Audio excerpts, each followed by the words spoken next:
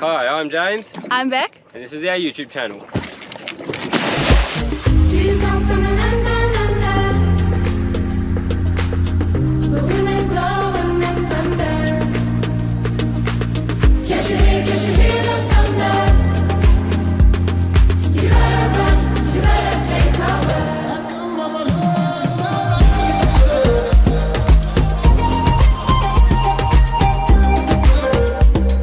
Hey guys, so we had a lot of questions and requests for our dog video, so we thought we'd take you along and show you the pros and cons and give us an explanation and an introduction to our big girl Ruby and see what it's like living on the road with the dog. So Ruby is a Great Dane cross. She's almost 1.5 years old and she's definitely a handful. Loves a good tug of war. She's our absolute best mate, and yeah, she keeps us very busy, but we wouldn't do it without her. So A lot of people ask why we brought Ruby on the trip with us, and the honest truth is we got her sort of 2 or 3 months before we decided to do the trip, and if we had known that this was all sort of possible, we probably wouldn't have bought her. yeah, But we are glad that we got her, and we do love her. Such an adventure for all of us. Definitely keeps us on our toes and makes us active a lot more rather than sitting in the rooftop. So yeah, she's our little best mate. Now that we've got her, we wouldn't do it without her. We always took her everywhere, like every weekend trip we could, we'd always take her. So I think it was a no-brainer for us to bring her along for all the adventures. And we didn't really have somewhere we could leave her. Like you see, a lot of couples leave their pets at home, which is like fine if they can do that. But we didn't really have someone we could leave her with for a year plus. So yeah, It was kind of a no-brainer. yeah. She was coming. The whole setup was designed around having Ruby. It was originally just a work and weekender ute, and yeah, so we kept it as the design so we could take her. Yeah. So, pros and cons of taking a dog on the road. Pro number 1, you get a little mate to take around everywhere you go. She's the best company. Like if James does something, I've got someone to like play with or go for a walk, or you know, she's always there with you. It's literally just having another companion, which is great. Even if Beck doesn't want to come fishing, which I thoroughly enjoy, Ruby will always be up for coming on the boat. She absolutely loves the boat. Even if she just sits there and watches me, she just can't get enough of it. So yeah, definitely companion reasons. They're great to take. Yeah. So number 2 is that it's a great way to meet people. Yeah. People always come up and say, oh, who's this? Like, Yeah, good icebreaker. yeah, it is. Everyone wants to know her name and you know who she is and stuff like that, and so it's a really good conversation starter, like James said, icebreaker, that it is to get to meet people on the road. It is pretty good. Yeah. Pro number 3 is, as I've mentioned before, it keeps you active. So even when we cop some bad weather in Beauchamp Falls, it was probably like 3-4 days of just rain and wind. Even when it stopped raining for a little bit, we'd have to get up and get out of the rooftop and go for a walk just to keep her active and keep her mind busy. They can't sleep all day, so it holds you accountable. Like, yeah, you've got to do it for her, so it makes you do it as well, and yeah, keeps you nice and fit. Yeah. Pro number 4 would probably be, because she's only a puppy, and I'd imagine it would happen with like older dogs as well, but how much she's changed on the road. She used to be very, very reactive, and she still is, don't get me wrong, but she has calmed down a lot, and that would also be her maturing, getting to the end of being a puppy sort of thing. But just little changes that we've noticed, just spending time with her every day and being able to implement little things to just make her a better dog overall, sort of thing. We never really spent the time with her when we were both working full time to take her out. She would, like, we went to the dog parks and stuff like that, but she would never have lots of interactions with lots of little dogs, where now I think she's had to get used to being around other dogs. Dogs and people. And people, yeah. She's watching them grow as you grow, being on the road too, is definitely another pro. Yeah, just finding your groove. Like, we've got to find our groove, she finds her groove. She hasn't got somewhere to protect, like at home where she was before, very protective of our house. Now she's got to sort of adjust and realise that, I don't know. This is her new yeah, life. this like, is her life, and Yeah, she's come a long way in such a short time, so yeah. Righto, so the pro list was relatively short. We're now on to the con list. For me, con number one, and probably for con number one for everyone, is money. You've got to be prepared to spend money for them. So obviously like extra food, boarding kennel fees, vaccinations and stuff like that. Like you need a special kennel cough vaccination to put them in a kennel in the first place. You've got to be prepared to pay for any vet bills that might arrive, flea and tick, and like mozzie protection. We've spent so much money on just keeping the mozzies and midgies away from our... Even just at pet stock and stuff, we might go there and just spending money on toys and treats just to keep them sort of entertained when you're not doing too much. Yeah, it definitely adds up. And I think with the food side of the costs, you do have to buy a bigger bag because you're not always at the shops often. I definitely recommend buying a more readily available brand. Like the one that we give Rubes at the moment is only in the major towns, so we did struggle a bit to get another 20 kilo bag, and it is an upfront cost when you spend $140 on a bag of dog food. But yeah, we don't have the luxury of being able to go to Woolies and just buy Rubes a bag, because she does have gut issues, which affects her skin as well. Yeah, she's super sensitive. Very sensitive, so we have to spend the money on the good stuff. We can't just get away with buying the cheaper stuff to get us through another couple of weeks, so that is one of our big cons. You've just got to be prepared to spend money on them as you spend it on yourself. Con number two. So storage would be the second, if not the biggest one. We'll show you in a second, but our setup is we've got a quarter of our canopy as a dog box, and it's a lot of room when you think about it. Like we had a couple of nights with Anna on the road. She was in a kennel, and it was amazing what we could fit in there just in that night.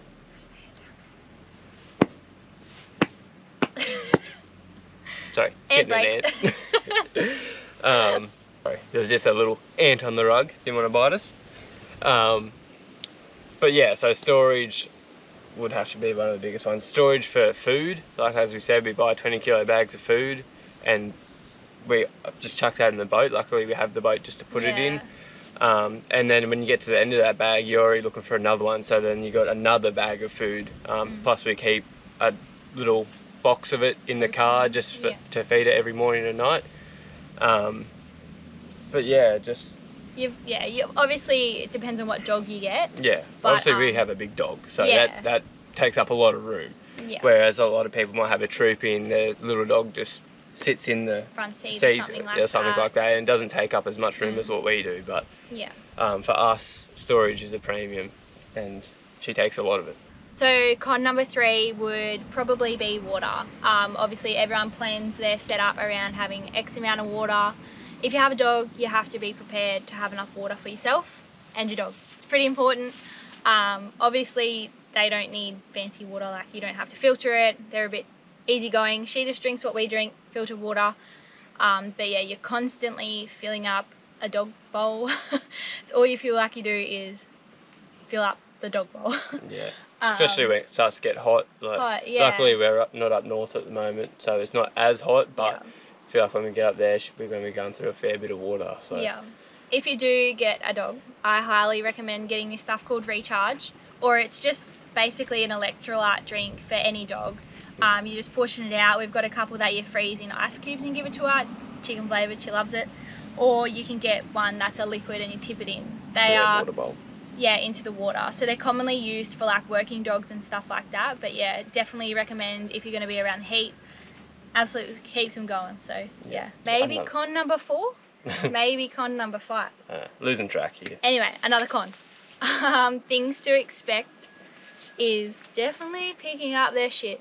You have to pick up every single shit that they do on the road. Yeah, it's one thing picking up with a pooper scooper, but when you're picking up with a bag every day, does wear pretty thin. Yeah, it does. And don't be that person that takes your dog to an off-leash place or a public dog place and leaves Yeah. their number twos there, because it's not great. It's not nice to step No. in. It's not nice for anything. No, At all. just pick it up, but it definitely does suck. Yeah. And another thing to expect would be stopping on the road. So Even just coming here, we drove 4 hours and we stopped stopped 5 times or something like 5 that. times, something like that, just Yeah. so she could have a bit of a break from sitting in the car for so long. And mind you, the dog box is very cold. I've sat in there before, and it's a very cool place to be. Like I'd like to sit in there sometimes more than the car. But it's still nice just to get out and stretch your legs and have a drink and all that sort of stuff. So do Yeah. a wee break, whatever. But yeah, it's definitely adds time to your trip. And luckily, we've got plenty of it. Yeah. But yeah, something you definitely have to factor in. Can't just drive for hours and hours like you normally would. Yeah. Yeah. Yeah, definitely expect your time to be lengthened. Quick intermission. Our SD card was full, so we'll try that again. So another con of things to expect. You've got to expect other dogs to come into your camp. We've learned this the hard way. Not so much a hard way, but we've really learned this in the last 5 weeks, is that people Don't care. don't care where their dogs go. They don't care if they're off lead, on lead, whatever. Like, we're firm believers that if there's a dogs on leash sign, like, put your dog on a leash. Yeah. It's just not fair for those who are in training or dogs reactive. Like, we always do the right thing. She's always on a lead 99% of the time, unless it's off lead or we're just at a park by ourselves. Yeah, unless there's no one around. And as soon as someone comes, we'll put her on a lead and abide by the rules. But just in camp areas and stuff where people just don't care. No, and they don't. Their dogs will come into your camp, and like, you have no idea who Ruby could be. She could get up and snap at your dog, and then we get the blame for it because your dog's not on a lead. So it makes it very hard. But as long as we're doing the right thing, that's all we can do. So it makes your conscience a little bit better. Yeah, you just gotta expect it, and we're always on the lookout. Like, Yeah, it's another constant thing. We're always looking for other people, other dogs, just to make sure these little events don't happen. Personally, if I was to bring a dog on the road, I would make sure it's a very social dog. It would make a hell of a lot different. We were a bit lazy when Rubes was a pup, and we're paying for it now. She's 100 times better already, but yeah, definitely do what you can with a social dog. It would help, but yeah, still expect every type of dog in your camp. I feel like this con list is going on forever, but I promise it's not. So another one though is restrictions. Everyone knows the little no dog sign on every national park entrance. You can't take them. Big tourist things, can't take them. Some like campsites, can't take them. So you've really got to expect to be restricted on what you can and can't do. It's pretty interesting on wiki camps. You turn your dog filter off, and whole map just lights up like a Christmas tree. Like, there is so much more to do without a dog. You really need to be prepared to sacrifice what you can and can't do. Like, if you're willing to put them in a kennel, that's a massive bonus. Like, we've put her into a doggy daycare and a kennel overnight now. So we did the kennel when we did the Grampians because it's all national park. It does also give you time to go and do your own thing, but you have to be prepared to do that if you want time. Otherwise, I would say recommending having somewhere that they can go while you go and do a short walk. For example, the 12 Apostles is you can't take dogs there. So we leave Ruby in her dog box if it's only going to be like 10 minutes, 15 minutes. Yeah. She's normally pretty good in there by herself. We give her some water. Little treat. Yeah, like I said, it's pretty cool in there. So she is normally pretty good, and she feels safe in there, which is the other bonus. But like, a lot of people might travel with caravans, and they just put their dog in the caravan, and that's not a problem. You just got to be like, have somewhere to keep them while you do something short. And just honestly, just be prepared to sacrifice some things. You can't do everything. You can't go to every pub. You can't. There are things that they can't do. as long as you're aware of that when you do choose to take your dog or animal on the road, whatever you want to take. Yeah. So one thing that would definitely be a lot easier, we sort of did mention a little bit before, but having a little dog would make life a lot easier. Not a 35 kilo plus dog. Yeah. So we're personally not little dog people, so we would personally never get a little dog, but some people do like them, and it would definitely make life easier just having. Yeah, multiple things, like they're easier to take places, they take up less room obviously, like you don't have to have such a big bed for them, not as much water, not as much food, just even outings, like they're not just so much kind of thing. Even just taking them to the pub, it's Yeah. not such a big burden. Yeah. Which is actually not a burden, mind you, just like having another human there, Yeah. the size of this dog. yeah. So yeah, definitely if you did only want a little dog, it probably would be a little bit easier. Yeah. A couple people have asked us, should you get a dog, and do you suggest having a dog on the road? If we had a time again, would we take Ruby? You go. Probably not. Like we said, there's a lot more cons than there is pros. Yeah, I don't know, like we just left some friends that were thinking about getting a dog, and we just told them no. The cons definitely far outweigh the pros, so I don't know. In saying that, we do love her, and we are loving the time with her, and the pros are good, but I don't think I would do it again. I don't know, I think I would take her, only because she's my little girl. I think if you were strapped for time, like a lot of couples that you meet now are living on the road, they're working, it's not a 12-month holiday. So I think if you're willing to spend extra time going from A to B and around, I would take them. They're great, like they're great companions. Everything that I said on the pro list, I really do mean. Yeah, if you were just jumping from town to town quickly, I probably wouldn't take them. And would I encourage someone to get a dog on the road? Oh, I would. The other thing is, like, we're talking about working in the next couple of months, and like we're considering the option of one person having to stay with her and one person working, so that's another thing you got to toss up, like whether you can fund your whole year or whether you're going to work during your lap. So there's a lot to think about if you are considering getting a dog. Yeah. You meet plenty of couples on the road like doing it with a dog. There's definitely possibilities to do it. Yeah. And I think if you met a couple with another dog, it would make life a lot easier too. Like, then they would have a friend, and you have friends, and you all go into places where dogs are allowed. Yeah, and you could share it. Like if you guys wanted to do something, I'm sure they'd look after your dog, and you do vice versa. Yeah, and that's it. Like, we even had friends that we had to go to a different spot for a couple of nights just because we couldn't take Rubes, but that's the sacrifices we've just got to make. Yeah, so. And we're willing to do that, which is why we brought her. Yeah. So yeah, now we'll go on and show you where she sleeps. Most of the time it's just here on a little dog bed. This is her little kip. Oh, hello. And this is what she does most of her day. She sleeps in here. This is where the big rig sleeps. This is built for Rubes, planned around Rubes. This is basically Ruby's den. Get that there. So first of all, we've got this red gully canvas. Perfect to install, absolute dream, great quality. And when it rains, keeps out all the water, does a great job. A special addition that we've got to our dog box is her little head hole. Little, big head hole. So it took me a very long time to convince James to put this in, and it's been great ever since. As you can see in the box, it is quite dark in there, and Rubes didn't absolutely love it before we put it in there. Now she can stick her head out, she can catch the breeze, goes all up in her gums. She absolutely loves it. So if you've got a dog box and you're willing to do it, do it. They love it.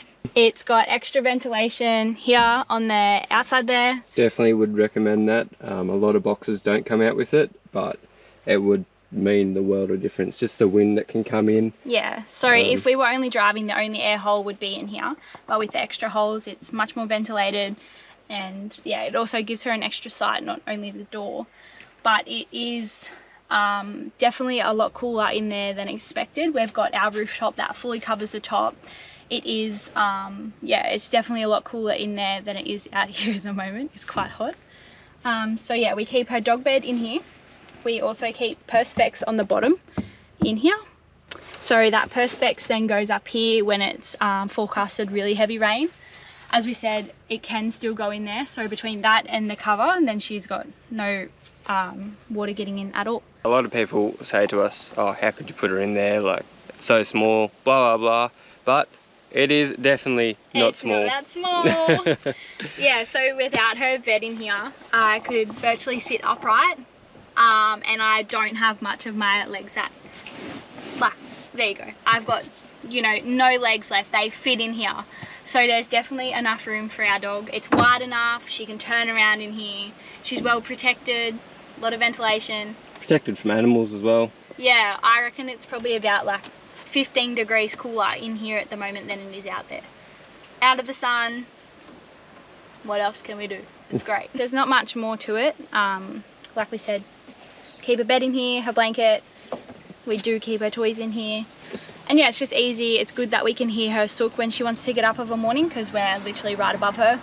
The height of it is another great thing. When it's shut, the only thing that can get in would be through this hole. And I mean, what's gonna get up there? So we did get her desexed before we left. We did not want any type of animal coming around when she was on heat, so definitely recommend desexing your dog. And yeah, so keep them up off the ground, it keeps them protected. If you've got any other questions or explanations on anything to do with having a dog on the road, just let us know. I'm more than happy to answer it. It has been a great 5.5 weeks so far with Rubes on the road. She is an absolute dream. Like, she is a good girl. But yeah, hopefully that gives you an insight onto what it's like for us traveling with our big box heads. Hey.